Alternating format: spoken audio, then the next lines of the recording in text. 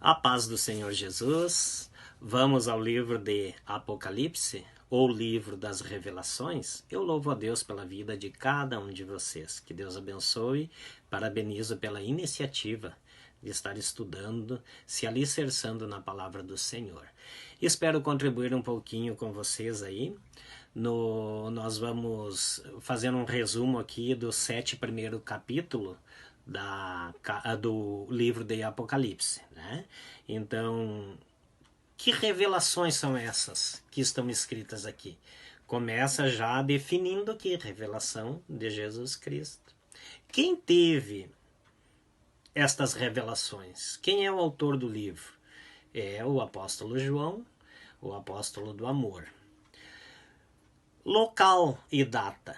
O local é na ilha de Patmos, né? No ano 95, Domiciano, o imperador da época, que estava governando o Império Romano, ele é conhecido como Segundo Nero, que Nero cometeu aquelas atrocidades com os cristãos, aquela perseguição.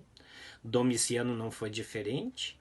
Ele envia João para morrer na ilha vulcânica, uma pequena ilha da Grécia ali, mas lá João está cercado por águas, ele ouve a voz do Senhor Jesus como voz de muitas águas e tem essas revelações.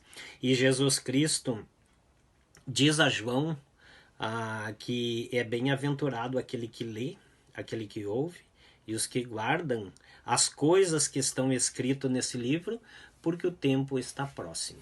E o livro do Apocalipse, ele contém a última mensagem de Cristo à igreja. Está lá no penúltimo versículo, capítulo 22, verso 20, é onde diz: eis que venho sem demora. Esta é a nossa esperança, esta é a esperança da igreja.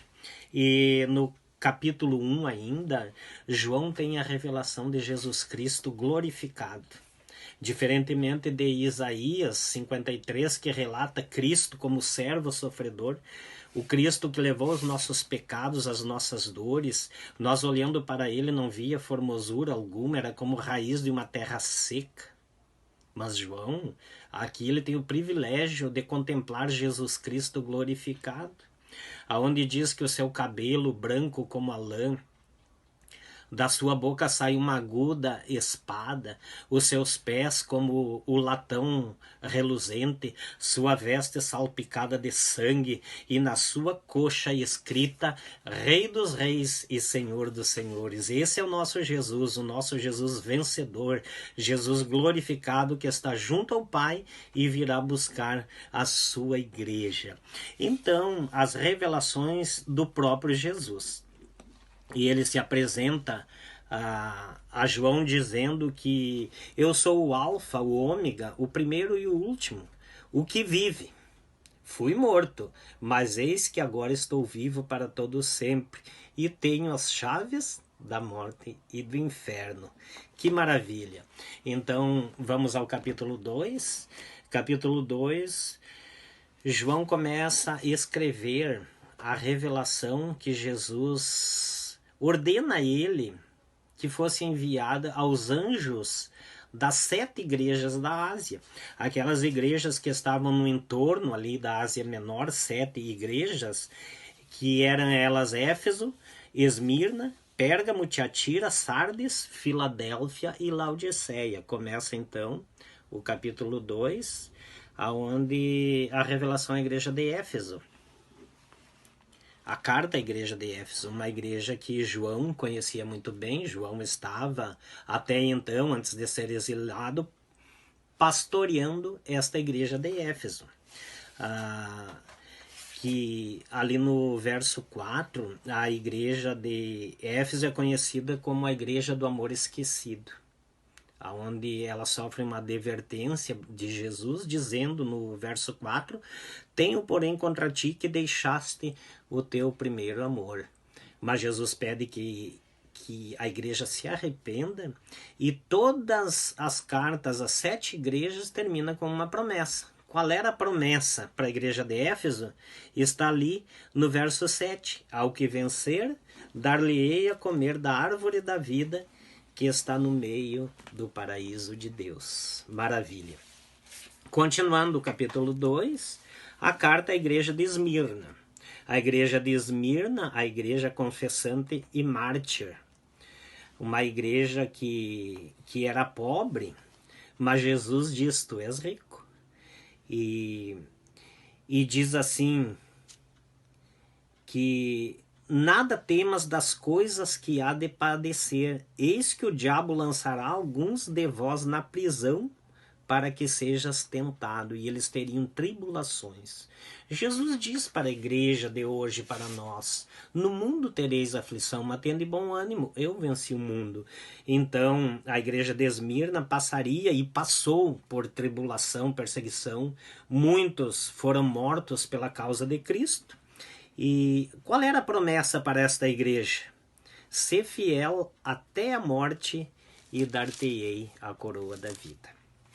Continuando então a terceira carta, ainda no capítulo 2, a carta à igreja de Pérgamo.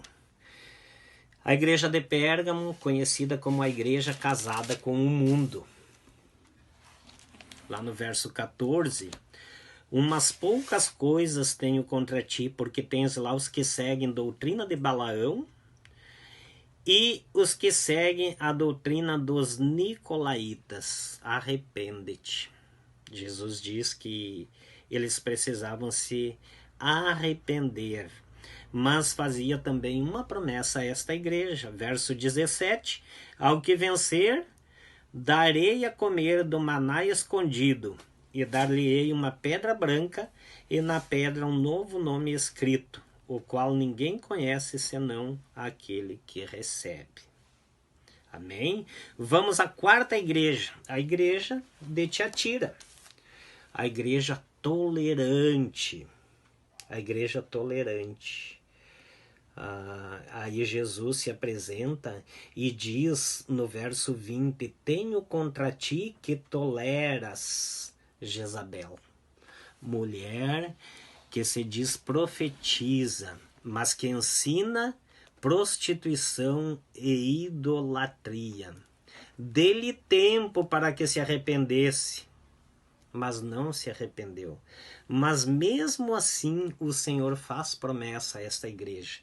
Verso 26 ao 28, e ao que vencer e guardar até o fim as minhas obras, eu lhe darei poder sobre as nações, e com vara de ferro as regerá e serão quebradas, como vasos de oleiro, como também recebi de meu Pai. Dar-lhe-ei a estrela da manhã. Então vamos agora ao capítulo 3, a quinta carta, nem de olhar para ele. Até que dizem a João dos anciões, não chores. João chorava muito, porque ninguém era digno de abrir nem de olhar para aquele livro. Imagina, certamente João olhava para os heróis da fé, todos aqueles homens ali, mas ninguém era digno de abrir o livro. Aí um dos anciões diz a João, não chores, eis aqui o leão da tribo de Judá. Quando João olha, se vira para ver o leão da tribo de Judá, quem ele vê? Ele vê um cordeiro, o próprio Jesus. Esse é digno de desatar, de abrir o livro e desatar os seus selos. Que maravilha, né, irmãos? Então vamos ao capítulo de número 6, começa então a abertura dos selos. Aqui começa um período da grande tribulação, aqui é um período crucial para a igreja será tirada da terra. Nós cremos, nós somos pré-tribulacionistas. E aqui no capítulo 6 começa a abertura dos selos. Então, havendo o cordeiro aberto um dos selos, olhei e ouvi um dos 4 animais que dizia como em voz de trovão, vem e vê. Eu olhei e eis que um cavalo branco estava sentado sobre ele e tinha um arco. E foi-lhe dado uma coroa e saiu vitorioso para vencer. Quem é esse do cavalo branco? Quem é esse cavalo branco? Não é Cristo. Aqui é o anticristo. O cavalo branco simboliza uma falsa paz. O primeiro período da grande tribulação. O cavalo branco. E olhei e eis que um cavalo branco. E ele tinha um arco e foi-lhe dada uma coroa e saiu vitorioso e para vencer. E havendo aberto o segundo selo, ouvi o segundo animal dizendo, vem e vê, e saiu outro cavalo vermelho. E ao que estava sentado sobre ele foi-lhe dado que tirasse a paz da terra. Então aqui o cavalo vermelho simboliza as guerras. E ele saiu com uma grande espada para guerrear. No verso 5 do capítulo 6, havendo aberto o terceiro selo, então o cavalo preto, que simboliza fome. Aqui veja só o período da grande tribulação na terra, mas a igreja estará com o Senhor na glória, nas bodas do Cordeiro. Eu olhei e eis que um cavalo preto, e sobre ele estava sentado um que tinha uma balança na mão. Um cavalo preto, uma balança na mão. E havendo aberto o quarto selo, ouvi uma voz do quarto animal que dizia, vem e vê. E olhei um cavalo amarelo, né? Simboliza a morte. E o que estava sentado sobre ele tinha por nome Morte. E o inferno o seguia, e foi-lhe dado poder para matar a quarta parte da terra com espada, com fome e com peste. E havendo aberto o quinto selo, vi debaixo do altar as almas dos que foram mortos por amor da palavra de Deus e do amor do seu testemunho. E clamavam com grande voz, dizendo, até quando, ó verdadeiro e santo dominador, não julgas? Né? E a cada um foi dado uma comprida veste branca, né? E foi-lhe dito que repousasse ainda por um tempo, até que também se completasse o número dos seus conservos e irmãos, que haviam de ser mortos como eles foram, durante a grande tribulação, aqueles que não se renderam à besta, não adoraram o anticristo, né, que foram salvos, selaram o testemunho com o próprio sangue. E havendo aberto o sexto selo, olhei e houve um grande tremor na terra. Aqui o período da grande tribulação, né? E o povo diziam que caem os montes sobre nós, né? E tamanha será a grande tribulação aqui na terra para os que ficarem. Mas eu e você estaremos com o Senhor. Então, um pouquinho do capítulo 7 aqui. Depois dessas coisas, vi 4 anjos que estavam sobre os 4 cantos da terra, retendo os ventos da terra, para que nenhum vento soprasse na terra, nem sobre o mar, nem contra árvore alguma. E vi outro anjo subir da banda do sol nascente, o que tinha o selo do Deus vivo. Né?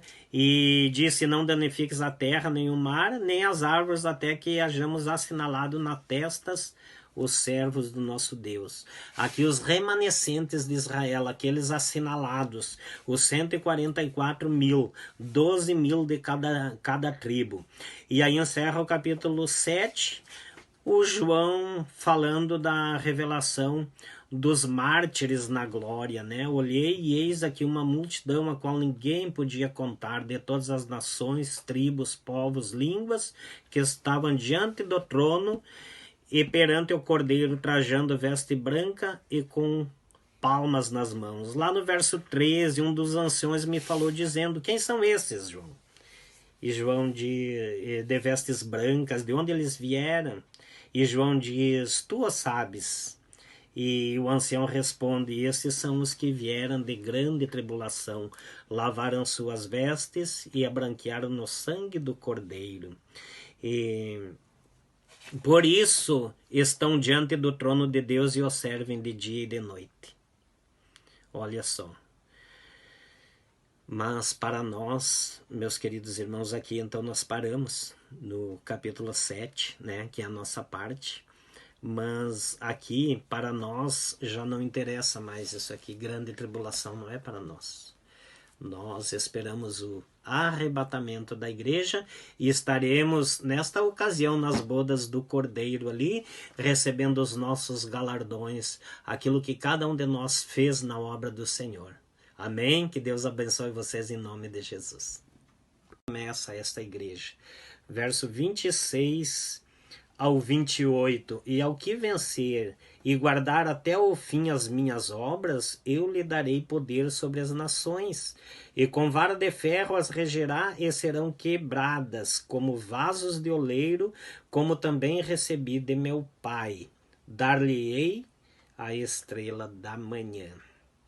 Então vamos agora ao capítulo 3, a quinta carta à igreja de Sardes. Uma igreja conhecida como a igreja morta. Que coisa triste, né? Jesus diz: eu sei as tuas obras, que tem nome que vives e estás morto. No capítulo 1, no versículo 1. No versículo 3, ele também diz: arrepende-te, e faz ainda uma promessa a essa igreja que estava morta.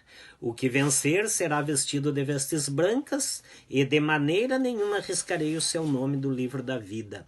E confessarei o seu nome diante de meu Pai e diante dos seus anjos. Vamos então à sexta carta, à igreja de Filadélfia, a igreja do amor perfeito. Ali no verso 8 e no verso 9, diz: eu sei as tuas obras. Eis que diante de ti pus uma porta aberta, e ninguém a pode fechar. Tendo pouca força, guardaste a minha palavra, e não negaste o meu nome. Eis que eu farei aos da sinagoga de Satanás, aos que se dizem judeus e não são, mas mentem. Eis que eu farei que venham e adorem prostrados a teus pés, e saibam que eu te amo. Jesus amava esta igreja, a igreja do amor perfeito. Qual era a promessa para esta igreja? Lá no verso 12: a quem vencer, eu o farei coluna no templo do meu Deus, e dele nunca sairá, e escreverei sobre ele o nome do meu Deus e o nome da cidade do meu Deus, a nova Jerusalém, que desce do céu do meu Deus, e também o meu novo nome. Essa é a promessa à igreja de Filadélfia. Então vamos à última, sétima carta, à igreja de Laodiceia, a igreja morna. Lá no verso 15 e verso 16, eles se achavam ricos, eles eram ricos financeiramente, dizendo: rico sou e estou enriquecido, de nada tenho falta. Aí Jesus diz: tu não sabes que és um desgraçado, miserável, pobre, cego e nu. Eis que estou à porta e bato, se alguém ouvir a minha voz e abrir a porta, entrarei em sua casa, com ele cearei e ele comigo. Olha só, a igreja morna. Jesus diz a eles: tu não é frio nem quente. Oxalá tu fosse frio ou quente, mas como tu és morno, vomitar-te-ei da minha boca. E eis que estou à porta. Jesus estava fora daquela igreja, batia na porta. Esta palavra é para a igreja: eis que estou à porta e bato. Naquela igreja, Jesus estava fora da porta. Então, qual era a promessa para essa igreja? Mesmo assim, Jesus estando fora tinha uma promessa. Verso 21, ao que vencer lhe concederei que se assente comigo no meu trono, assim como eu venci e me assentei com meu Pai no seu trono. E aqui nós vamos ao capítulo 4, então. João ouve a voz como uma voz de trombeta, e João tem o privilégio de ser arrebatado. Uma antecipação do arrebatamento da igreja. João é arrebatado em espírito e vê a glória do trono de Deus, os 24 anciões. Vê lá no verso 7, diz que em volta do trono de Deus 4 animais, um leão, um bezerro, um homem, águia. Estudiosos que dizem que o leão simboliza o evangelho de Mateus, aonde é escrito aos judeus e mostra Jesus como rei, o rei da tribo de Judá, o leão da tribo de Judá. Por isso o primeiro animal, o leão. O segundo animal é o bezerro, está no verso 7, um bezerro, simbolizando o evangelho de Marcos, Jesus como servo, o boi, o bezerro. O terceiro ser vivente semelhante a um animal com rosto de homem. Então, o Evangelho de Lucas, que foi escrito aos gentios, apresentando Jesus como filho do homem. E o quarto animal, uma águia voando, o Evangelho de João, que apresenta Jesus como filho de Deus, descido dos céus, assim como a águia é o rei dos ares.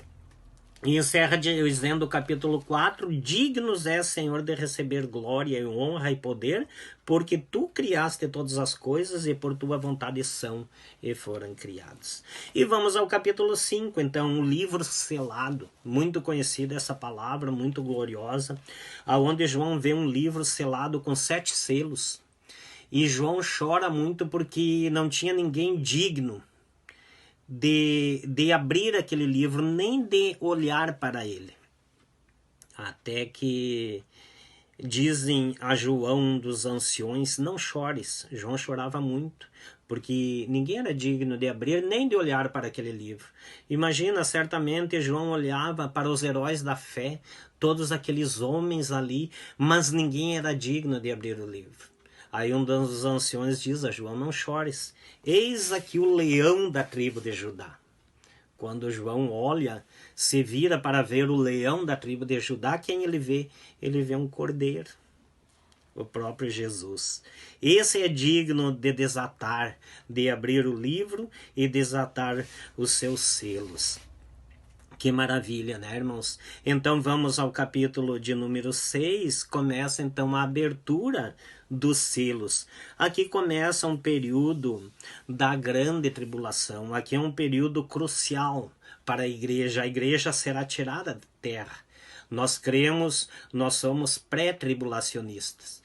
E aqui no capítulo 6 começa a abertura dos selos. Então, havendo o cordeiro aberto um dos selos, olhei e ouvi um dos 4 animais que dizia como em voz de trovão, vem e vê. Eu olhei e eis que um cavalo branco estava sentado sobre ele e tinha um arco. E foi-lhe dado uma coroa e saiu vitorioso para vencer. Quem é esse do cavalo branco? Quem é esse cavalo branco? Não é Cristo. Aqui é o anticristo. O cavalo branco simboliza uma falsa paz. O primeiro período da grande tribulação, o cavalo branco. E olhei e eis que um cavalo branco. E ele tinha um arco e foi-lhe dada uma coroa e saiu vitorioso e para vencer. E havendo aberto o segundo selo, ouvi o segundo animal dizendo, vem e vê, e saiu outro cavalo vermelho. E ao que estava sentado sobre ele foi-lhe dado que